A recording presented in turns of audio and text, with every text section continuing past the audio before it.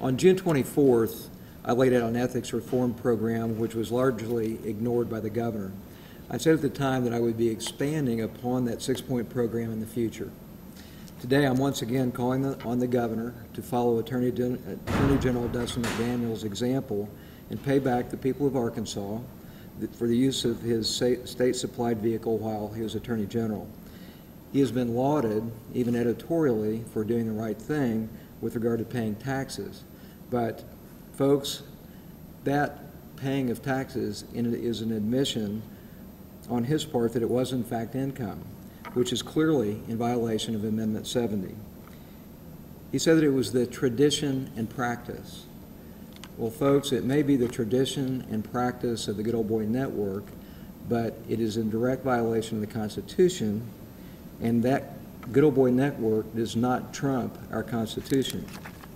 So I'm calling not only on the governor, but also the other constitutional officers to do the right thing and reimburse the taxpayers for their personal use of their SUVs and their Lincoln Town cars. Dustin McDaniel is absolutely right on this issue. I've been talking about these kind of abuses as being just the tip of the iceberg. Now that we see this iceberg over here, which y'all can take a look at, graphically displays what the problem is. I've been talking about the iceberg, but in fact, not only is it this iceberg, but is others that are floating around that endanger our ship of state, both at the federal and at the local level. As the Democrat Gazette reported yesterday in a great expose, the state now owns 8,653 or 54 vehicles. However, they indicated that the problem is just too complex to resolve. I disagree. It's actually fairly simple. How many cars are there? Who's driving them? Are they for legitimate state purposes? And are they being used inappropriately for personal use? That's what management is all about. If the CEO of a business allowed this kind of lack of accountability in the way that they ran their government or their business, they would be fired. The people of Arkansas deserve better. As governor, I can assure you that I will take a hands-on approach and get to the bottom of this and other abuses. It is inexcusable that this has gone on now for 3.5 years during the governor's watch. In the Keat administration, these abuses, when identified, will be brought to a screeching halt, period. Next, I intend to sell the new King Air, which was bought within the first 6 months of Governor Beebe's administration. Why? Because we do not need an airplane that costs $4.4 million plus the trade-in. It will be much more efficient. The legislators and the constitutional officers should, as I mentioned in my June 24th press conference, be held to the same standard that every responsible business requires. No receipt, no reimbursement.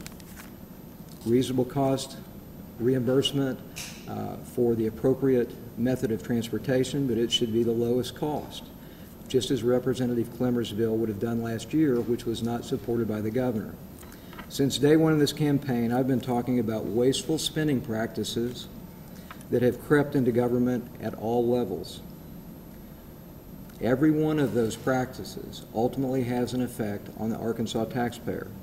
Because we have a balanced budget amendment, the governor and his agency heads seem to bury their head in the sand and just spend all the revenue that the taxpayers provide. This mentality permeates every level of government. That is why we need a new approach for the future. Rather than spending every nickel that can be squeezed out of the taxpayers, we should be looking forward to reducing wasteful spending. I'm looking to the future to putting my foot down both as a taxpayer and as a candidate for governor. It is my responsibility to challenge the governor on the spending binge. Wasted dollars can be redirected into productive programs in education and infrastructure needs such as roads, which will create more economic vitality for the future rather than just draining the taxpayer. Now I'm ready for your questions. How does government differ from business? Well, in their scale, sometimes they're not that much different. But we now have over 55,000 state employees in the state of Arkansas. I've run businesses up to 2,600 people. Many of the practices that you use to run larger businesses can be employed in government, such as getting to the bottom of the waste, like we see in this specific instance on 8,653 vehicles. You have to look for waste. You just can't assume that everybody is going to be responsible and they're not going to use their vehicles for personal use. As an example, if every one of those automobiles and other vehicles only was used for 10 miles a day, as an example, it would be over 25 million miles that may have been used inappropriately for the purpose of personal vacations or who knows what, and that's the kind of thing that we will get to the bottom of in a Keat administration.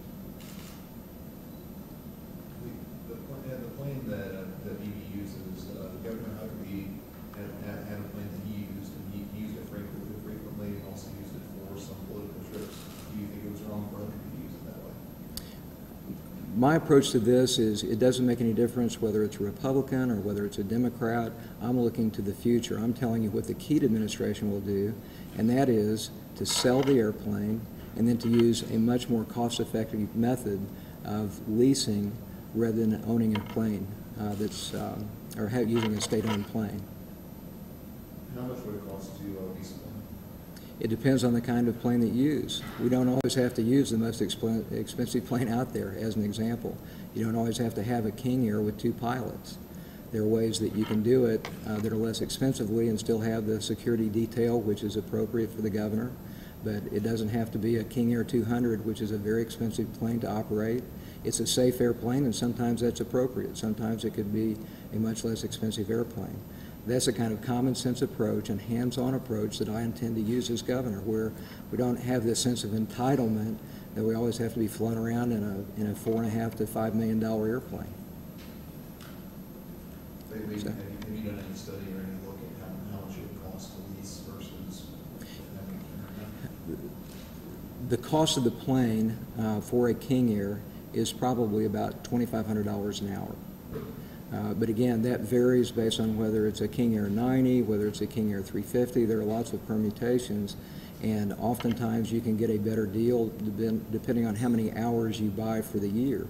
So it could be as little as $1,000 an hour for a perfectly acceptable airplane that would still be safe and that would still be appropriate for in-state travel.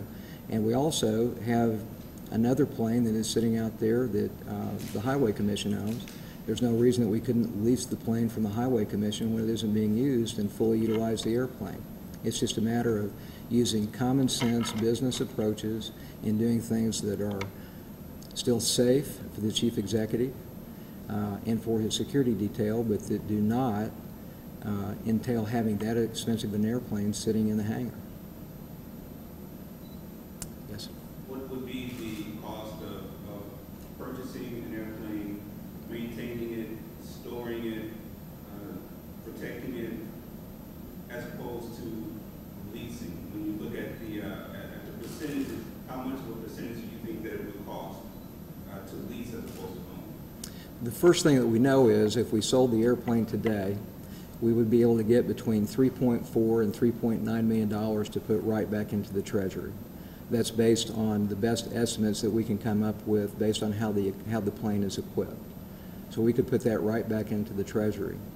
Based on the amount of travel that would be used for that type of aircraft versus the helicopter, which, by the way, was recently purchased this year for over $5 million, we can use that helicopter in many instances rather than the King Air when it's appropriate for disaster response, that kind of thing. But we don't need to have that expensive of an airplane. Once again, if you look at the cost of the pilots, the cost of the hangar, the cost of the engine reserves, the annual inspections, and all of the other costs attendant to owning that expensive a plane, you can do it much less expensively by leasing a plane.